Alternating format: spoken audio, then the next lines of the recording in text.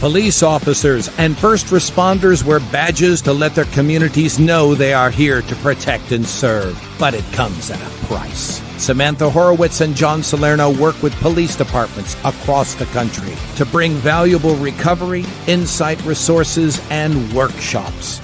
A Badge of Honor TV brings those professionals to you so we can come together and revitalize communities through a better understanding of what's at stake and what's required for repair. So take a load off and turn up your TV. It's about to get real.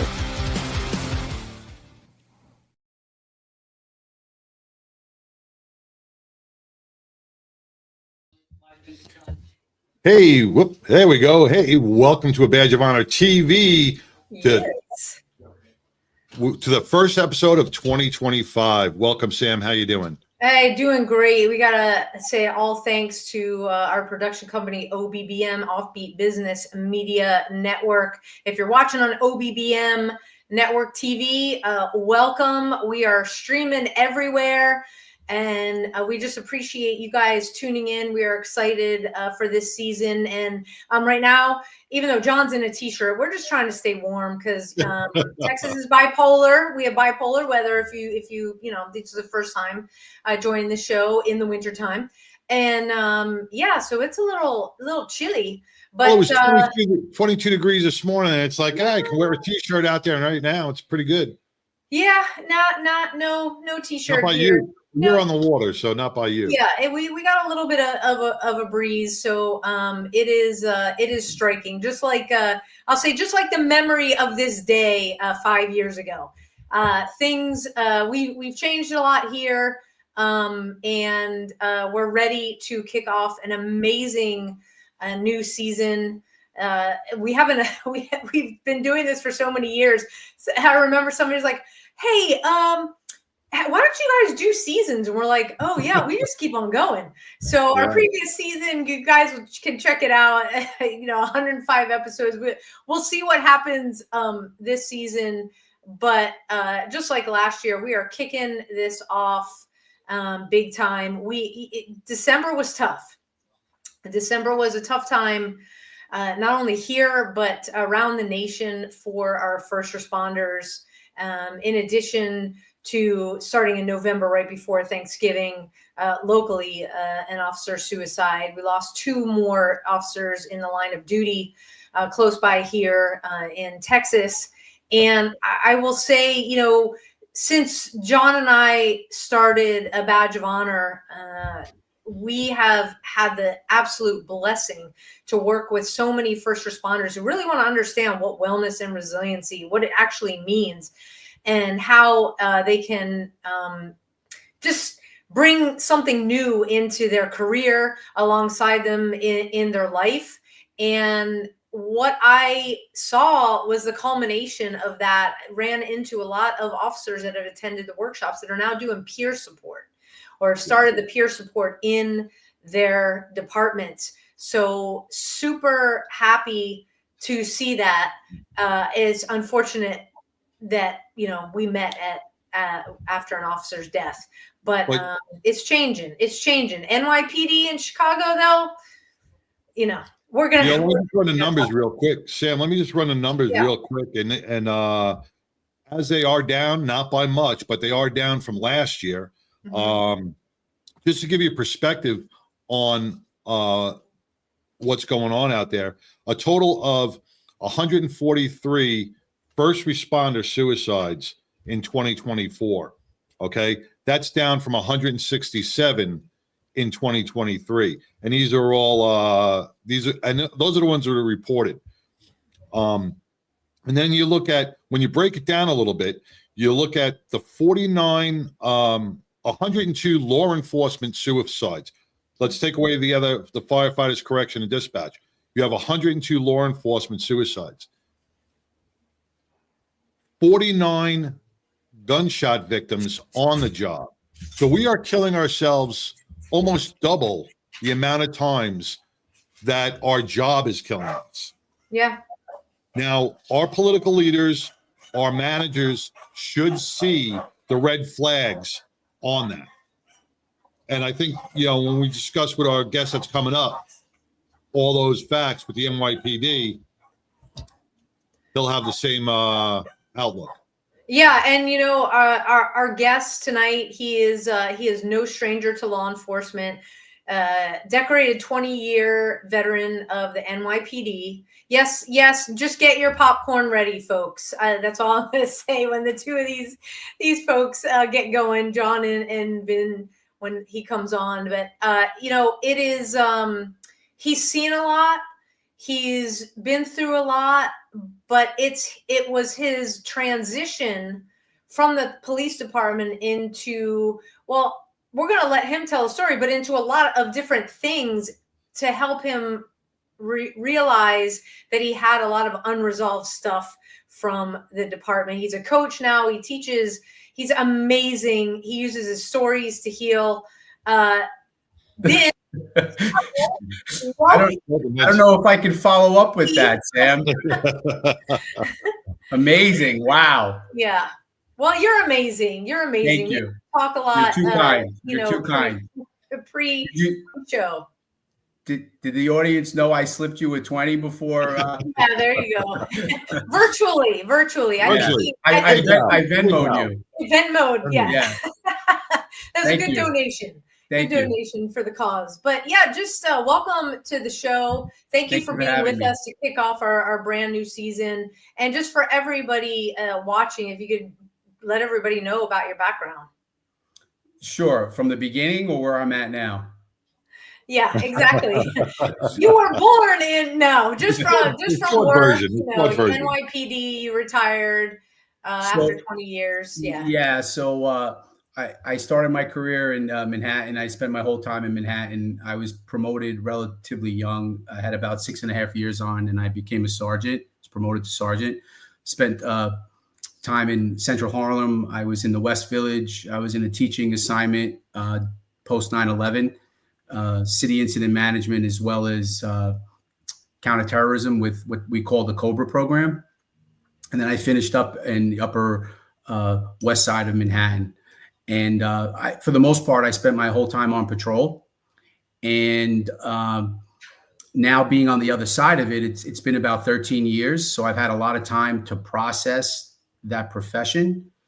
And along the way, I realized that there was a lot of collateral damage.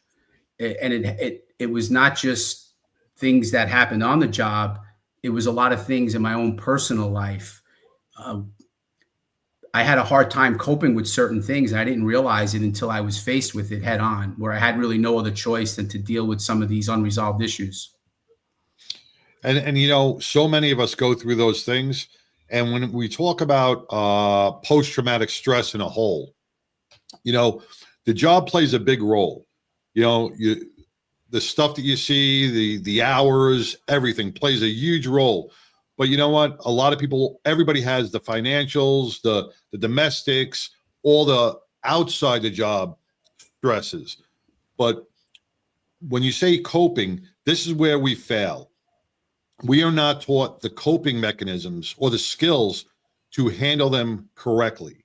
We don't know how to decompress ourselves to the point where we can manage our stress levels at a normal rate. We end up going like we are on the job from 0 to 300 in a split second. And sometimes that can have deadly results. Yeah, absolutely. And, Vin, if you could just take people through a little bit about where you were when you realized, hey, I've got this unresolved stuff going on and I need to kind of pump the brakes a little bit. Sure. So it's two parts, if you can bear with me. The first time I realized I had some issues, I was about 35 years old, and I was going through the early stages of a divorce, a failed marriage. And I had this police career. I was a supervisor at this point. I had 3 young children, and I didn't realize the fallout of that until I was living on my own, and I had an apartment, and I was seeing my children half the week instead of every day. And I really lost sight of who I was. And that was the first downward step. And then, and I needed help. And I didn't know how to get that help initially, because this was the first time in my life that I was faced with any kind of adversity. We have this running joke. Stop you right there for a Sure, second. Sure. Now, let's call that your come to Jesus moment, right? When you found out you had a problem, right? At that moment in time, you were still on the job, right? Correct. The first time, yes. Were there any services available to you, or was there any sense of trust that you could say, I can go to the job and get this taken care of? And that was part of the issue, John. And I'm glad you brought that up.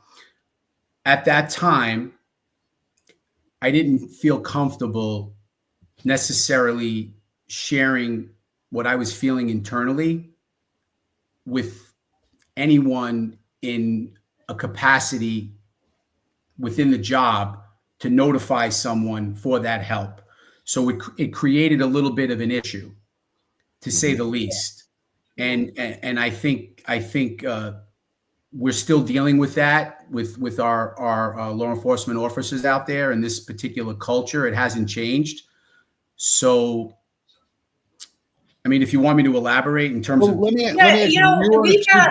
got to take our first break. So when we come back, let's elaborate on that, because in some ways we're still kind of stuck there in a lot of the departments. So we'll be right back to continue our conversation with retired NYPD Sergeant Vincent Scotto. Stay tuned, everybody.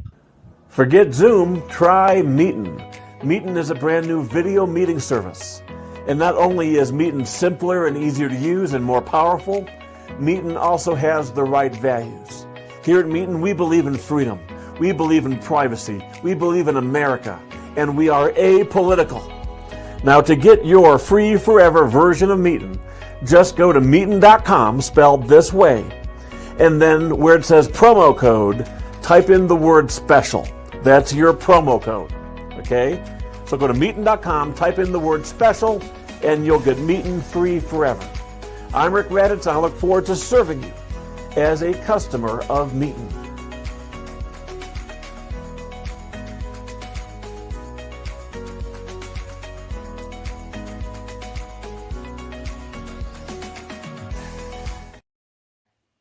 Hey, welcome back to A Badge of Honor TV. See, I got it right, Sam.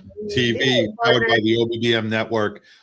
This is your Mental Health Monday, and we are on air with Vincent Scotto, retired NYPD Sergeant. You know, and before we took the break, we were discussing some of the coping mechanisms and where many of our departments fail us as officers that are battling issues. And when we left, we were talking about your aha moment when you felt that there was something wrong, but inside you didn't feel the confidence or comfortable enough to go to your supervisors or to speak on to anybody within the department, because what would happen? Now, what I was going to ask you before we left was, as a supervisor, and you can answer it truthfully, you could whatever. Oh, you'll get the truth. If I'm a law enforcement officer and I come to you, you're my boss, and I say, hey, boss, listen, I'm going through a messy divorce, man. It's it could get volatile. What is the first thing you're going to probably do to me? You're going to probably bench me, probably take my gun away. No, what's going to happen? So back then, John, I got to be completely honest here, and it ties into my pathology. For whatever reason, the way I was raised by my parents to be very confident and upfront with the things that I was struggling with, I was able to do that within my inner circle, within my family. And I share that because that's one of the things I feel my strength as a supervisor or as a colleague. I was willing to have these conversations offline, meaning this didn't have to deal with a department officially unless there was something that needed to be dealt with, something where it was a life or death situation. But I can't tell you that the amount of times that I've sat with coworkers and talked about real life stuff while on patrol. And that was one of the rewarding parts of the job, to be quite honest. But that's you because of that family upbringing. That's you. But, you know, a lot of supervisors, and I don't want to badmouth them, but a lot of supervisors go by the book and they're like, oh, well, you know, I have to report this, or I have to bring this to this person, because they don't want to take the responsibility of, God forbid, something happening. So if I can just share some things. I was on a podcast back in November, and this topic came up. I was asked about leadership, and there's in the police culture, what I feel is a big problem is the upper level supervisor, they don't know how to check their ego at the door. They micromanage their officers, so they don't create a space of, I can come to you as a colleague, regardless of rank, and talk about things that I'm struggling with, and vice versa. Keep that wall, keep that separation there. Correct. But now, from the bottom up, there's also an accountability piece. And this is what I mean by the accountability piece. We were all in law enforcement. We all know words hurt. If someone is going through something and maybe they make a mistake or they say something they think is in confidence, and now all of a sudden 5 other people hear what's going on, that's a problem. That's a problem within our culture, within our police culture. And that has to be dealt with. This has to be discussed, and we have a responsibility from the top down, but also from the bottom up, to change that way of thinking. Yes, you're absolutely right. And that is part of the problem why people don't want to bring their stuff out. And I think we started to make some inroads in that we have, you know, if your department has a peer support program, so you're meeting somebody outside the department. But yeah, anything that's said in the department, this is the part of one of the things about law enforcement when we've had other guests say we eat our own. We don't know. It's like, you would never do that to a good friend outside the department. Why are you violating that code inside the department? And you know, Vin, when we talked prior to the podcast, you said that the way you were raised, it just made you approachable, and you'd listen. There was no judgment. You bring that now to what the coaching that you're doing with other people. Can I stop you there for a second? Yeah. Oh, you don't bring that? You're like, no. Wait. Your stuff. The Italian finger went up. The Italian finger went up. We're going to get transparent here. I come from a culture, Italian, Catholic, close-knit family, and any of your viewers and listeners that know anything about that, there's 5 conversations going on at once. But now in the police world, and you're dealing with all types of people, you have to adapt. There's a lot of give and take, correct? So I say that tongue in cheek. This was a learning process over many years to realize that sometimes I was not the best communicator. And at 55 years old, I'm still working on that. Oh, sure. To be able to listen more than I talk sometimes, not easy. But as it pertains to the space we're in, yes. I work with some officers throughout the country and in a coaching capacity, and we talk about things that they struggle with. I feel I have my finger on the pulse of what's going on there in the various departments. But as it pertains to something that you and John brought up, the NYPD is very close to my heart. And it's one of the largest police agencies in the country, if not the largest. And we have an epidemic. And it's not being dealt with appropriately, in my opinion. Money is getting thrown at the problem. And I've spoken to some people that are within places that they know what the rank and file are dealing with. And it's a problem. And I feel I would be remiss, based upon my professional experience and now being on the other side of a police career, what I've learned along the way, to not do something, to not get out there and use my story and some of what I believe are my gifts to communicate and talk about some of these sensitive issues to get people to bring down the temperature and feel comfortable, because I've walked in their shoes. And I lead with vulnerability, Sam. I feel that's my superpower, so to speak. I have no problem, whether it be on this program or speaking to anyone offline, about my own stuff that I struggled with. Well, let me ask something, Vince. You have to be able to talk about your own stuff, and let's dive deeper into that and why that's important when we come back from our next break. We'll be right back with Vince Scotto. Everybody, stay tuned. Look, when you need to respond to an aggressive situation to protect yourself, your family, or your property, understanding your firearm and legal position are critical. Officers know your skills are only as good as your commitment to training. So know what you're doing. So when you're in a vulnerable situation, we can count on your response. Whether you're a beginner or a licensed gun carrier, Carry in Texas offers basic firearms training, Texas permitless carry courses, license to carry, and basic 2A courses so you can understand the responsibilities, situational awareness, and learn the technical skill required when you carry your firearm. Go to carryintexas.com to find the right course for you. Join me, former United States Secret Service agent Samantha Horwitz, on the range for beginner basics, LTC prep, and range practice. Go to carryintexas.com today. That's carryintexas.com. Hey, welcome back to Badge of Honor TV. Ooh, almost said that. TV, powered by the TV. TV, powered by the OBBM Network. We'll get it, man. It's only the first show of 2025. We have a long way to go. We have a long journey, and that's what the badge of honor is. It's a journey, and when we talk about a healing process, nothing is cured overnight. It is a journey that we all have to take. We all have to share together. Before we left, we were talking about some of the smoke and mirror programs that many departments across the country use, and they throw billions of dollars at it, and it gets us nowhere. Vince, before you retired, what did you see when you left the job, and not as a boss, but as personally? Did you see it as all just smoke and mirrors, or did you see it as, hey, we're trying to do something?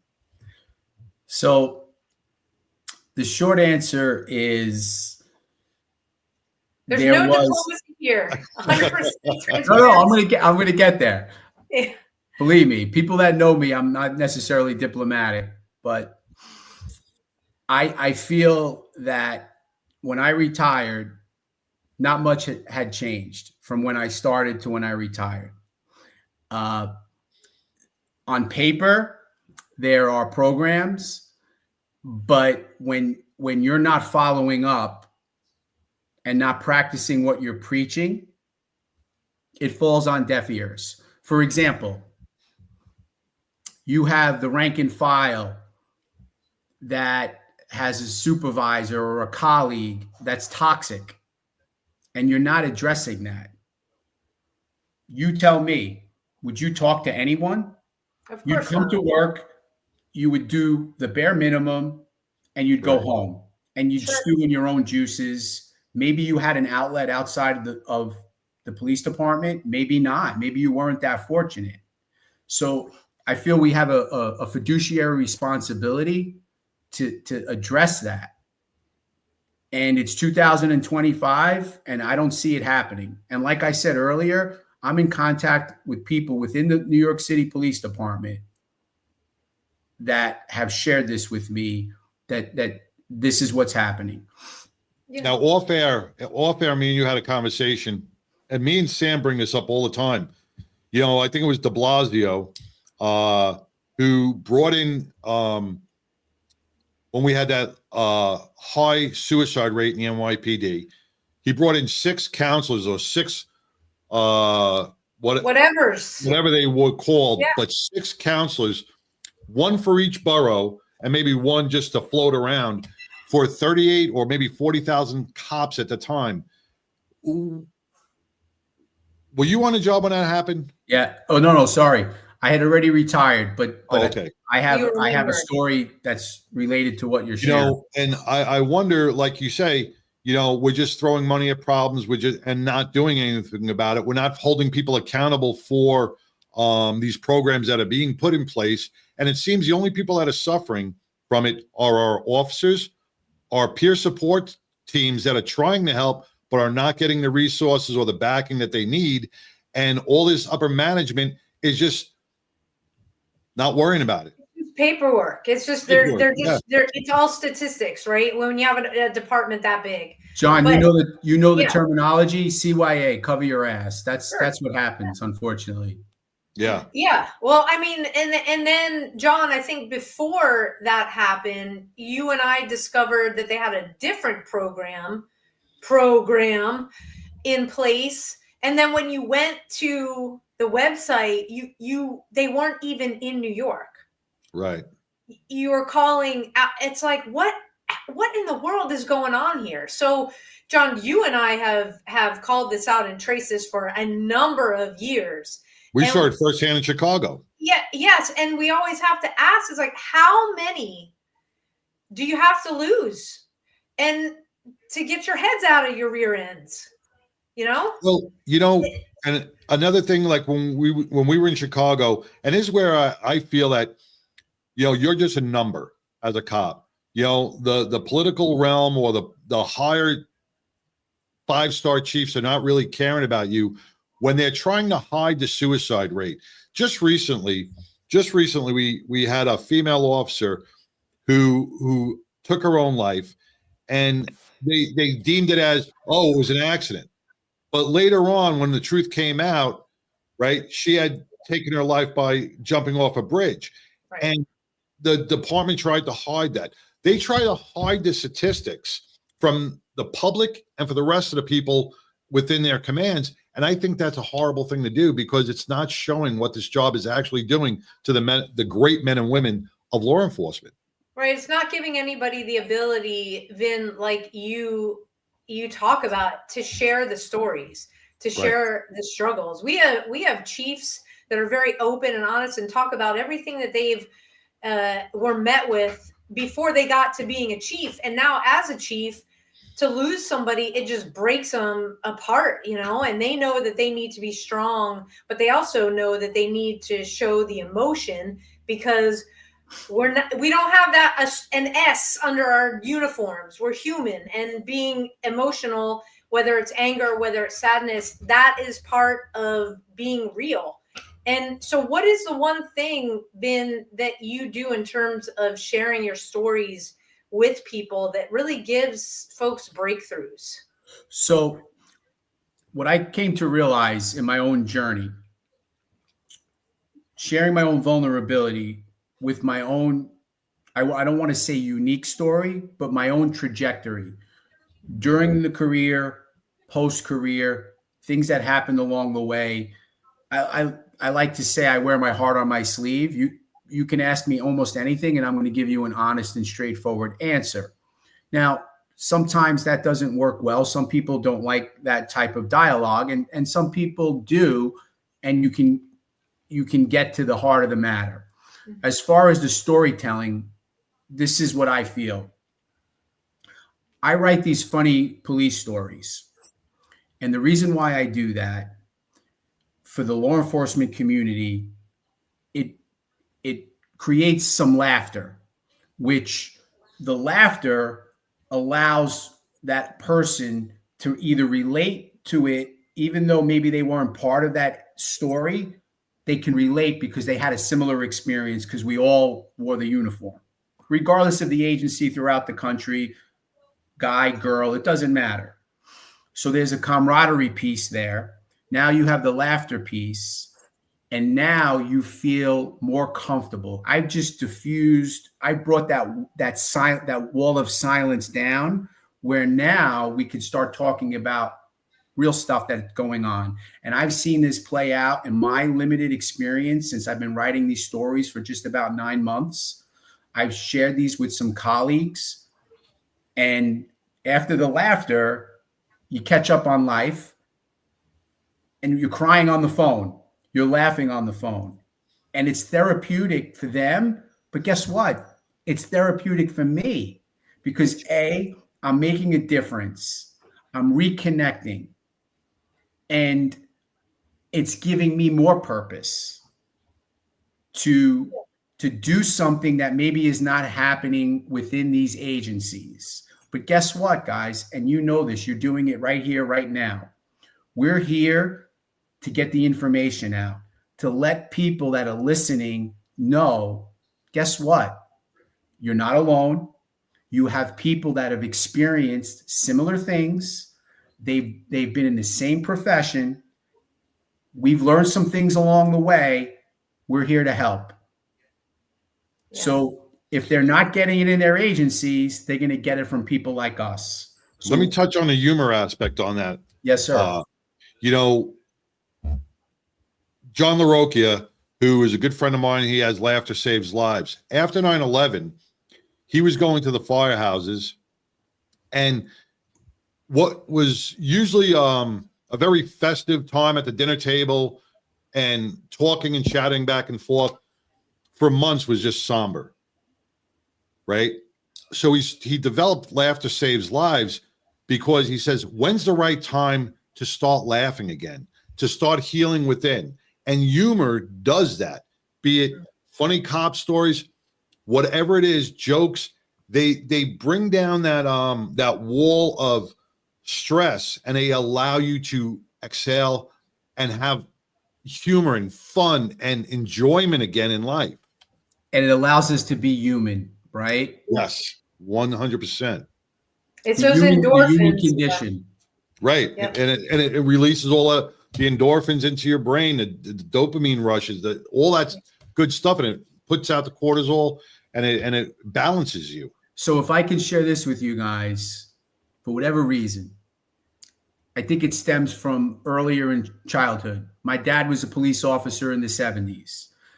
My mom and dad would have parties, and I would meet all these characters that my dad worked with.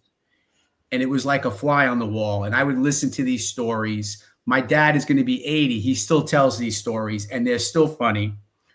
I have a large group of friends that I worked with at the various places. And we laugh about things that happened so many years ago. And it brings this group together, even though we're still not active. It's like we still are.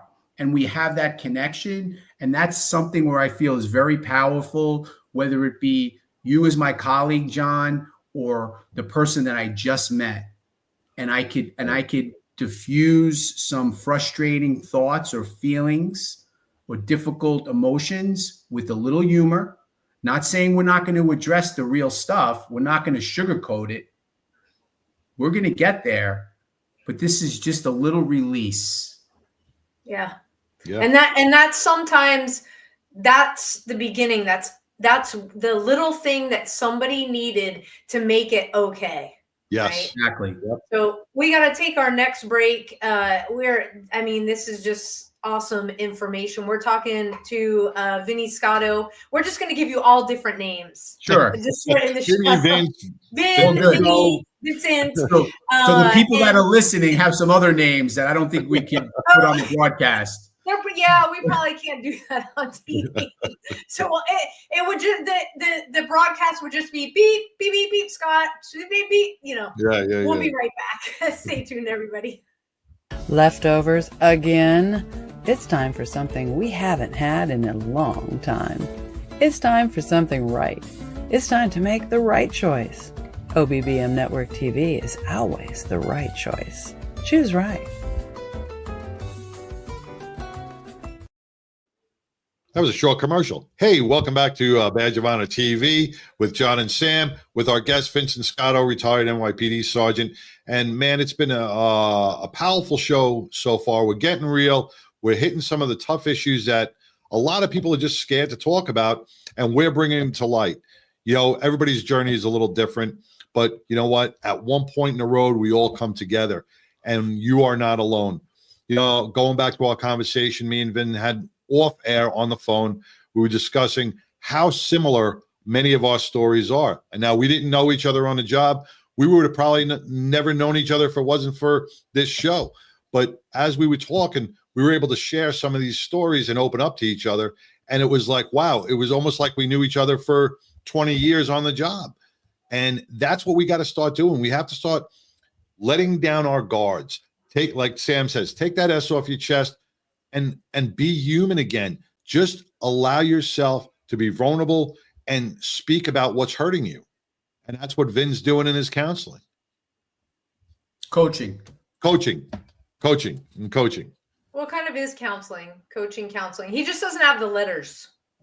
Well, you don't need them. And then here's the big misconception about a lot of things. Yes, counseling is great if you have those letters on the back, and that's all well and good. But sometimes the best counseling comes from a peer. You know, if you could sit down and speak with them and just release some of that pressure, and if it's worse, then go see somebody professional. But you know what? Your best counselors and coaches are sitting right next to you in a patrol car. They're sitting next to you at lunch. They're shopping with you. They're your friends. Release it. Talk to them. You'll feel so much better. Yeah, you know, Vin, I want to ask you a question because John has talked about for a lot about how policing in NYPD used to be, where you'd have a partner, you'd be walking a beat. I remember growing up always seeing 2-person cars. We never worked individually on our own in Secret Service. And so because you were kind of on the later side, and did you have a partner? You also were sergeant, so people were looking up. Yeah, a driver. The driver. Yeah, a driver. Driving. Who's driving the boss today? Sergeant Scotto. So when I first came out in Manhattan, most police officers, you walk the foot post. And then as you every once in a while, you would work with a senior officer and you'd get your time in an we call it RMP, right? But as time went by, you had the opportunity to team up with someone and work a sector car. And that happened like later in my career, after a few years. So for me, it was a foot post in a training environment where I might have had an adjoining post, but it was basically me, but we would try to, connect throughout the tour. And then I had the good fortune of being what was called a park squad. And I'm sharing this because in the West Village of New York City is Washington Square Park. Whoa. And it was about 4 or 5 other people that I worked with. 3 of them I still see to this day. And even though we were our separate foot posts, we were like a roving band. And we always found our way coming together and going to jobs together, talking in between, having a lot of laughs that we still laugh about today. And that made the tour go by quicker. And then as time went by, one of those particular officers, we became partners prior to getting promoted. Yeah, so you had built-in peer support. Correct. You guys made sure to practice the valve release, that humor, to stay in touch. A lot of it. Had the human connection. You were, if you needed to band up to take care of business, I'm sure you did that too at the park. And we're missing that. We're missing so much of that now. So if I can John, I'm sorry. When you get into a car with somebody, like after a bad call, and this is where, in Texas, everybody's single man. They're all single patrols. When I used to get back in the car with my partner after a bad run, after a homicide that was either it was adrenaline rush and you guys would work it out and say how cool it was or how crazy it was, but it released it. You spoke about it. Now cops get into a car and they're bottled up by themselves. Who are they talking to? So based upon what I know to be true here and now, specifically with the New York City Police Department, that camaraderie piece, that release piece, however you want to refer to it, is almost non-existent from what I'm being told. Really? And that's unfortunate because we all are in agreement at a minimum, you need that. You need that sounding board. You need, what you call it, a release, a sounding board, something to bring the temperature down. Even if it's a situation where you could kind of say, hey, how do you think we handle that to prepare? Yeah. We got lucky there. This could have went a different way. Yeah. How should we prepare tactically for the next potential incident? Because you know what's going to happen. Exactly. Well, I had already retired, and partners grow close together. I heard something, I don't know how true it is, maybe you can tell me, that they were not allowing partners to be together for a long period of time anymore because of possible corruption and everything else, where they were breaking these partnerships and putting them in different sectors. Was there any truth to that? Or so did that happen? In my experience, I did not experience that. Okay. I didn't experience that in the 6th precinct as a police officer, in the 32nd precinct as a sergeant, or in the 20th precinct as a sergeant. I did not experience that. Okay, yeah, I heard something that they were breaking partners apart because they didn't want it to be corruption. Maybe it was right after the famous class of '90, right? Yeah. When that was my precinct. Yeah, 7-7 exactly. Was exactly. Yeah.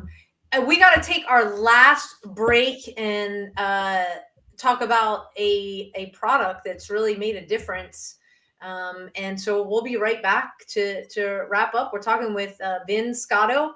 He is just amazing storyteller.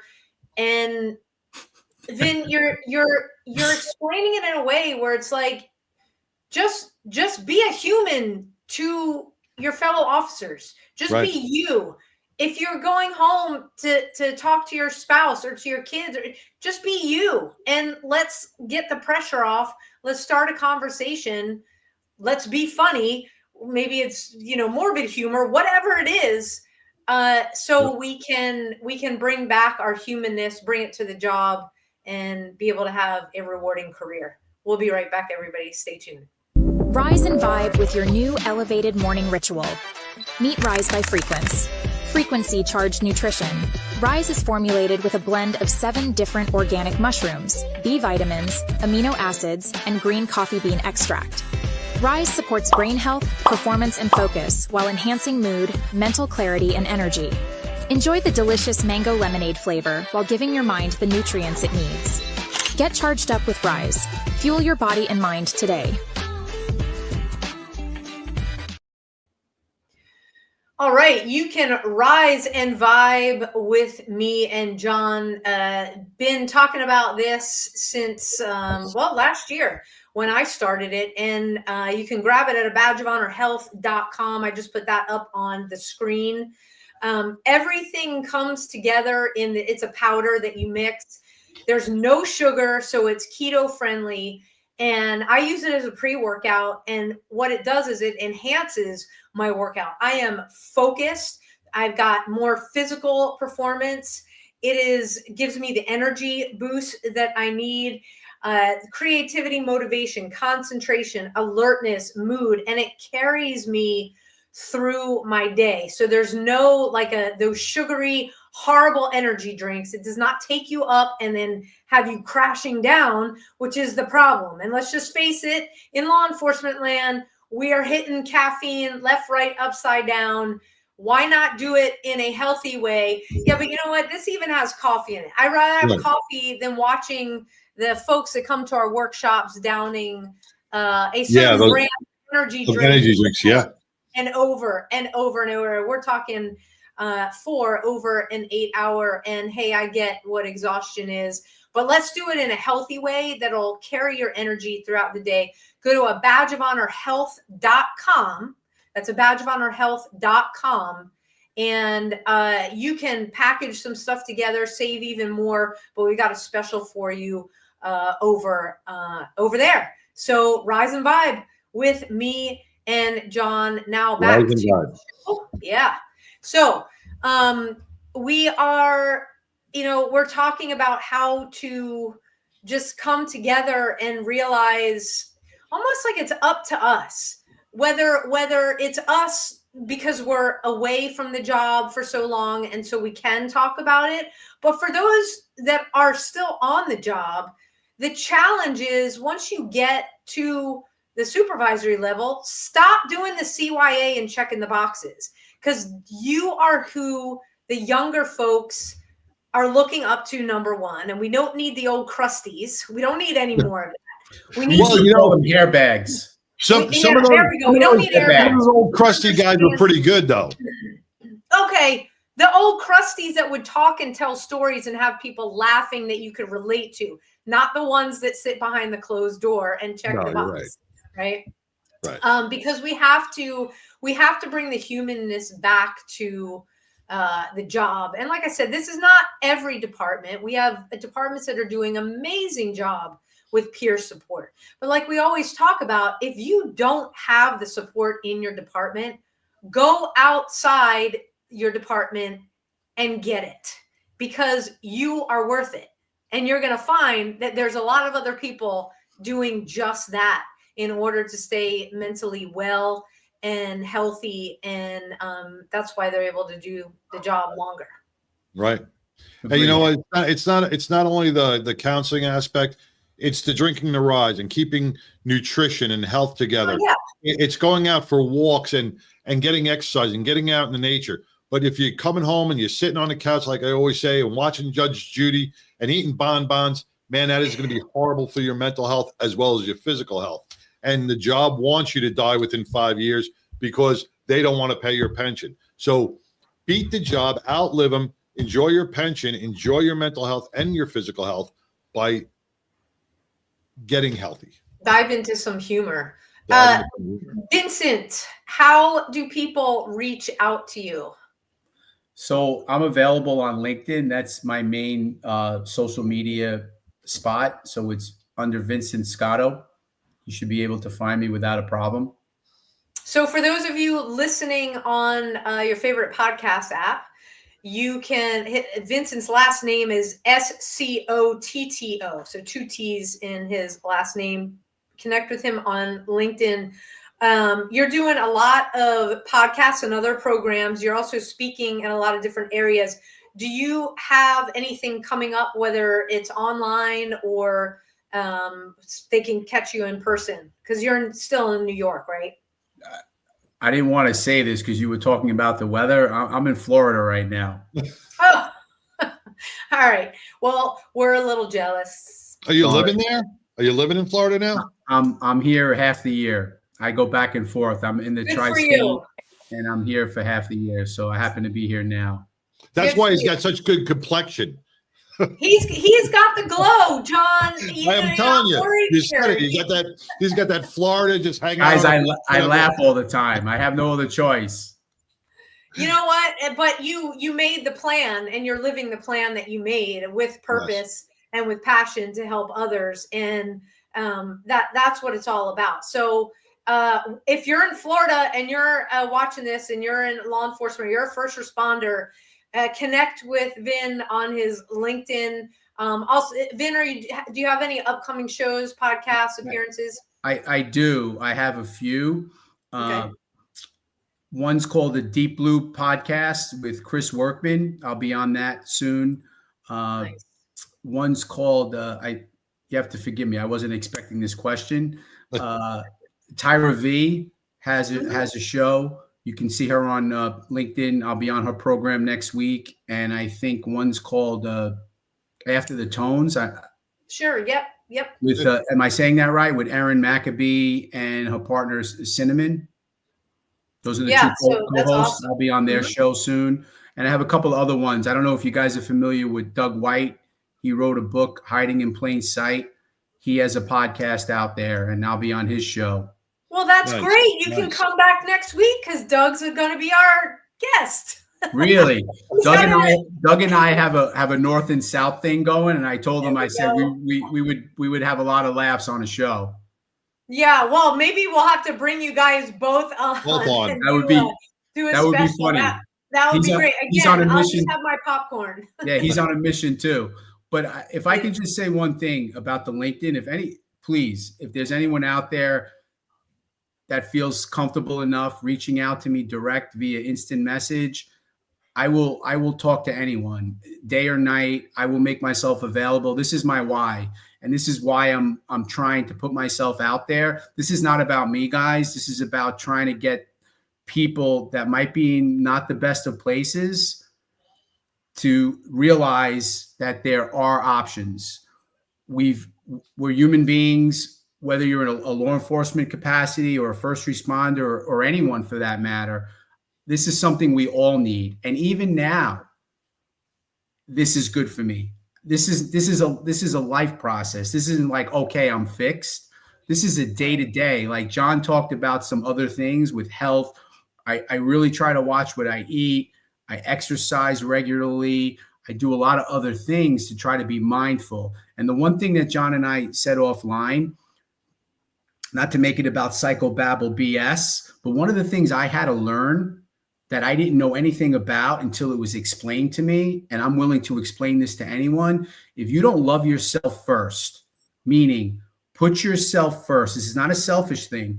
You can't be good to anyone else if you don't take care of yourself first, physically, emotionally, financially, psychologically. That is the key. That's like the linchpin of everything. And absolutely, it truly is. And with that, Vin, thank you so much for coming on the show. I'm so grateful. Yeah, no, we are grateful to you and for your lessons. You put out so much that people can grab onto, whether it's the release valve, grab onto comedy. Basically, just reach out to Vincent Scotto, Scotto on LinkedIn. Start the conversation. Please. Serve it. Let's open that release valve, and you'll be better off for it. Thank you so much, Vin. Guys, thank you. Thank you from the bottom of my heart. I'm very grateful. You bet. Thanks. God bless.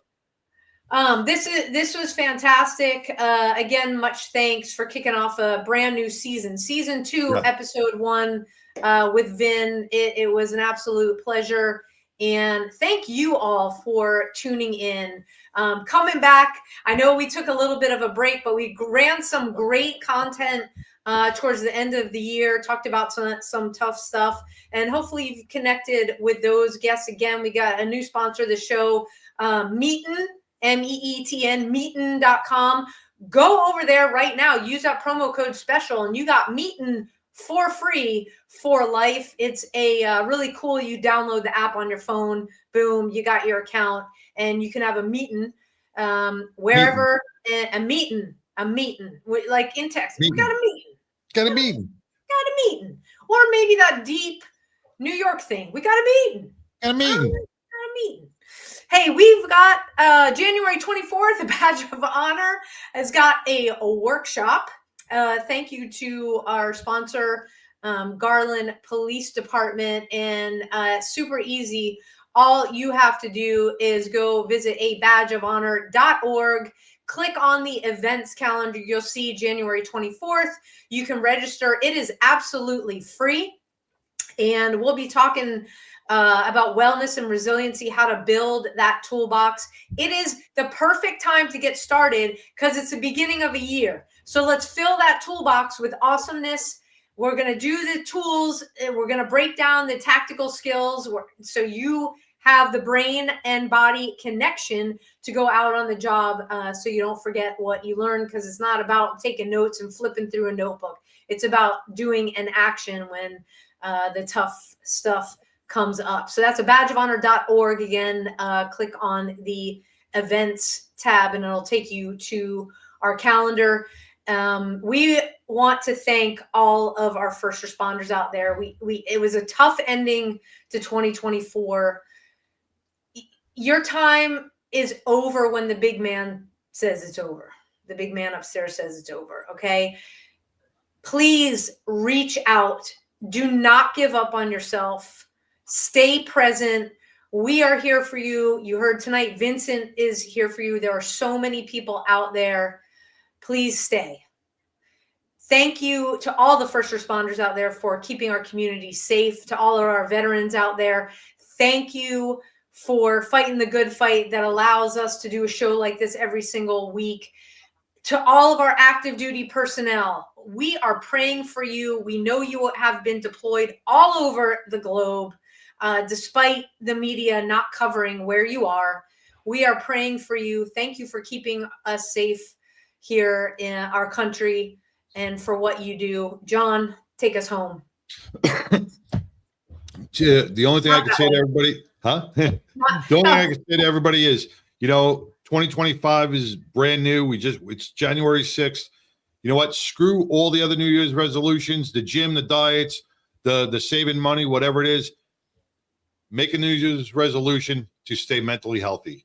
And that's it. Peace. Amen. We'll see you next week, everybody. Thanks a lot. If I can get the outro to work, I'm not sure. I'll have to do it another way. See, we're still learning here. We're going to say goodbye again. Have a great night, everybody. A Badge of Honor podcast is produced for the OBBN Network podcast and protected under copyright law. For content permissions, please submit your request to abadgeofhonor.com on the content page. For OBBN Network programming information, please call 214-714-0495 today.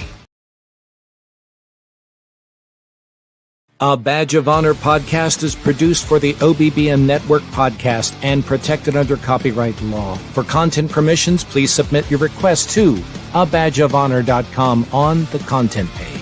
For OBBN Network programming information, please call 214-714-0495 today.